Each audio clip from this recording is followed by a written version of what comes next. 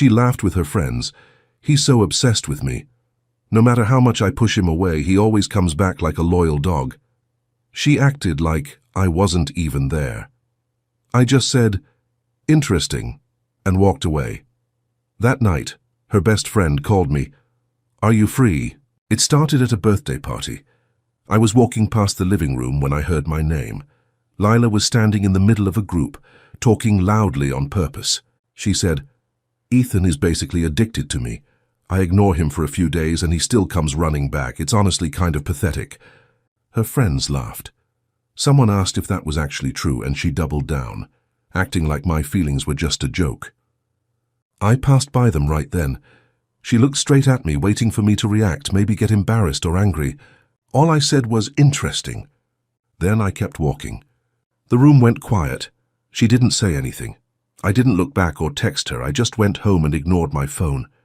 Just before midnight, my phone buzzed again. It wasn't Lila, it was her best friend, Maya. "Ethan, can we talk? It's about what she's been doing behind your back." Another message followed. "If you're done with her, maybe you deserve better." I should explain how things got this far. The birthday scene didn't come out of nowhere. I'd been with Lila for about 2 years. I'm a designer, pretty calm by nature, not the type to pick fights or make a scene. I used to think that made me a good partner. With Lila, it just made me easy to push around. When we first dated, she wasn't like the person she is now. She acted sweet, a little dramatic sometimes, but still thoughtful. Over time, though, especially after she started hanging with her new friend group, something in her changed. They were the type who always needed attention, even if it meant exaggerating things. Lila got hooked on the way they hyped her up. She started treating our relationship like a stage. At first it was small comments. She'd joke about how predictable I was, or how I wasn't assertive enough. I brushed it off. I thought she was just venting or trying to be funny. But the comments kept getting sharper. She'd tease me in front of people, roll her eyes at things I said, or talk about me like I was some desperate guy who was lucky she even gave him attention. I didn't push back. I thought she was dealing with something. She'd told me she was afraid of being abandoned, so I gave her the benefit of the doubt. I told myself she was stressed or didn't realize how she sounded. I didn't want to make her feel worse. Then there was Maya, her best friend. She was different. She didn't join the jokes, but she didn't stop them either. Sometimes she gave me a sympathetic look, like she wanted to say something but didn't. She'd told Lila a few times that she was going too far with me, but it didn't change anything. Over time, I noticed something about Maya. She watched me. Not in a creepy way, just intentionally. When Lila ignored me or walked away, Maya would fill the silence. She'd ask about my day, comment on my designs, or say she wished people appreciated me more. At the time it seemed harmless, but looking back, there was a tone I should have noticed. The bigger problem was that Lila's behavior got worse. It started with club nights. She'd cancel plans to go out with the girls, only for me to see her tagged in a guy's story with his arm around her. When I asked, she said it was harmless and called me insecure. Then she did things on purpose to see my reaction, dancing too close to strangers, flirting in front of me, or bringing up her ex.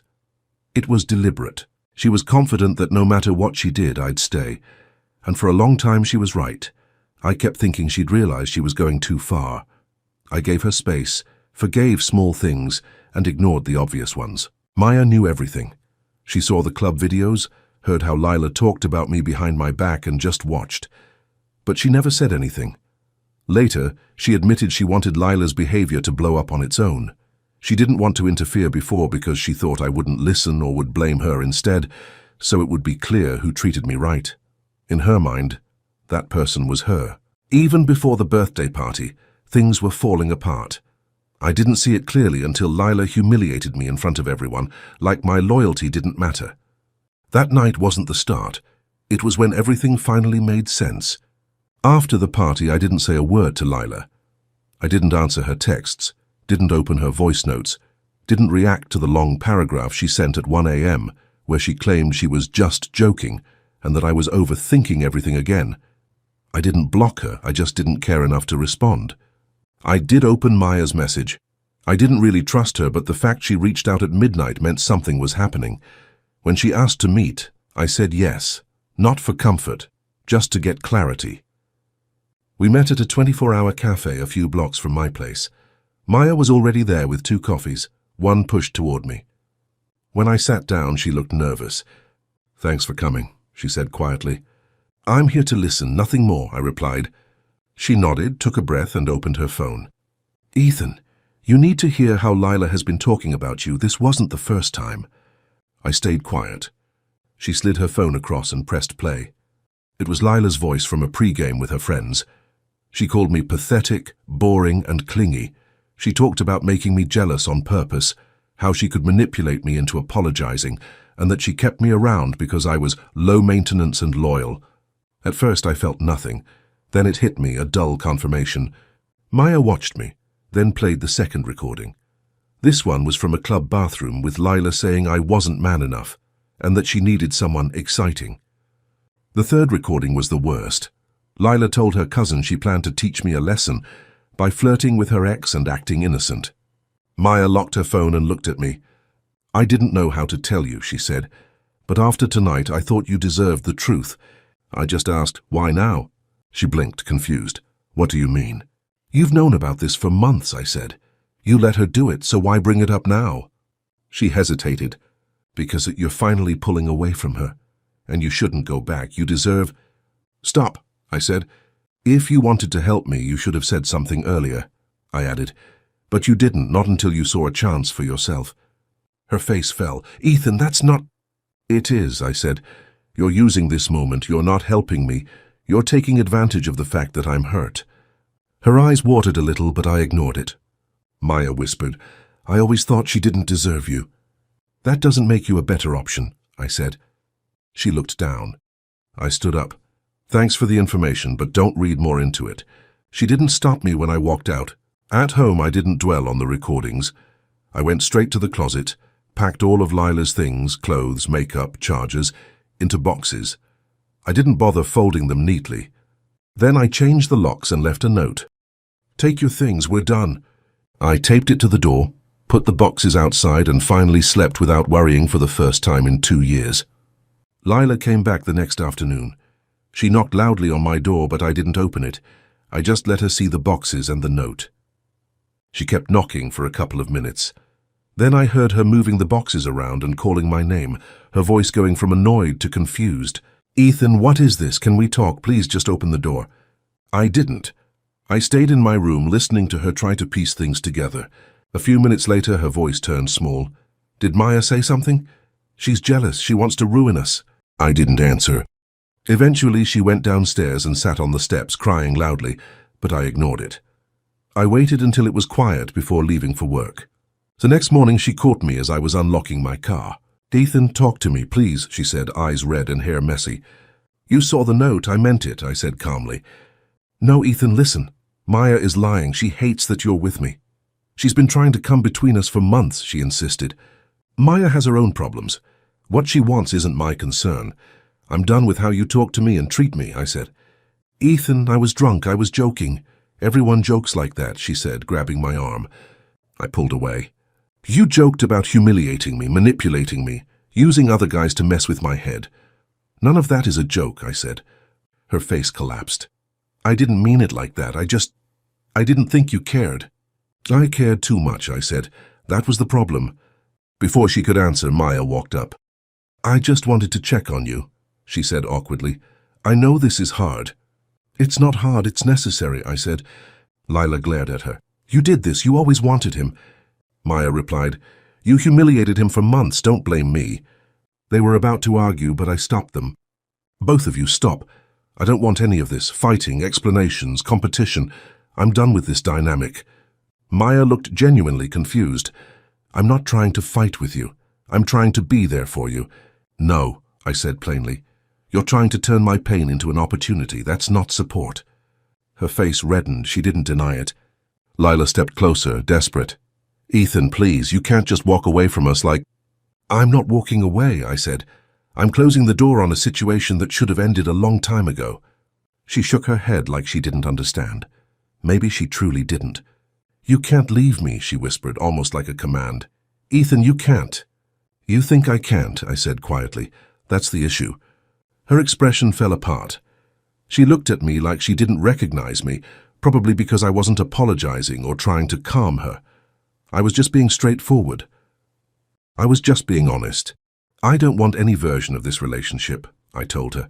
Not yours, not the one Maya thinks she can offer me. Not the triangle the two of you created. I'm stepping out of it. That's it. Lila let out a shaky breath, then turned away, wiping her eyes with the back of her hand as she stormed off. She didn't slam anything, didn't scream. She just left, like she didn't know how to fix something she'd never imagined losing. Maya lingered behind. If you ever change your mind, she started. I won't, I said. She nodded slowly, realizing there was no angle left to play, and then walked away too. I finally slept that night, exhausted but relieved for the first time in years. And I realized I needed that silence more than I ever needed them. After that morning, my life slowed down in the best way. No chaos, no guessing, no worrying every time my phone buzzed. It was quiet, but it felt good. I focused on work again. I used to enjoy design, but I had stopped because Lila's drama drained me. Now I could wake up, make coffee, put on music, and work without interruption. I slept better too. Real sleep, deep and peaceful. My co-workers noticed the change before I did. One of them told me my energy felt lighter, which sounded vague but honestly accurate. It was like stepping out of a room I hadn't realized was filled with smoke. Meanwhile, Lila wasn't doing well. I didn't stalk her or ask around, but people talk, especially mutual friends. One told me she'd tried getting back with her ex, only for him to reject her. Another said she kept bringing up my name at parties, switching between crying about me and insisting I'd come back eventually. Her friend group eventually stopped inviting her because of the drama. She texted me a few times after everything went down, but they weren't angry messages. They were long, apologetic ones, the kind I used to wish she would send when we were together. But reading them now, they didn't hit the way she probably expected. The words felt empty, like she was more upset about losing control than losing the relationship. I didn't respond. Maya reached out once too. She said she wanted to clear the air and make sure there wasn't tension between us. I appreciated the attempt, but I didn't need the conversation. I told her I wasn't upset, just uninterested in staying connected. She didn't fight it. She apologized for her part, but said she didn't want to complicate things further. I didn't hold anything against her, but I also didn't want to give her a chance to slide back into my life in a different role. Letting both of them go was easier than I expected. No second guessing, no checking in, just moving on. For the first time in years, I wasn't in a hurry to fill the space left behind. I wasn't chasing validation or trying to prove something to myself. I wasn't trying to win the breakup. I was just existing, and it felt surprisingly good. I reconnected with hobbies I'd dropped. I started working out again, not to impress anyone, but because it made me feel better. I met new people, but I didn't jump into anything romantic. I wasn't avoiding relationships, I just didn't feel the pressure to be in one. What surprised me most was how quickly my life stabilized, once the wrong people were no longer in it. There was no dramatic rebuild, no transformational journey. It was just small adjustments, daily routines, healthier boundaries, clearer expectations, that slowly added up to a steadier version of myself. And looking back, I realized something I had ignored for too long. I had been trying to rescue a relationship that only survived because I kept choosing patience over self-respect. And taking it was the smartest thing I'd done in years. In the end, I learned that walking away doesn't always have to be loud or angry. Sometimes the quietest exit is the one that changes everything. Turns out, leaving quietly was the loudest thing I ever did.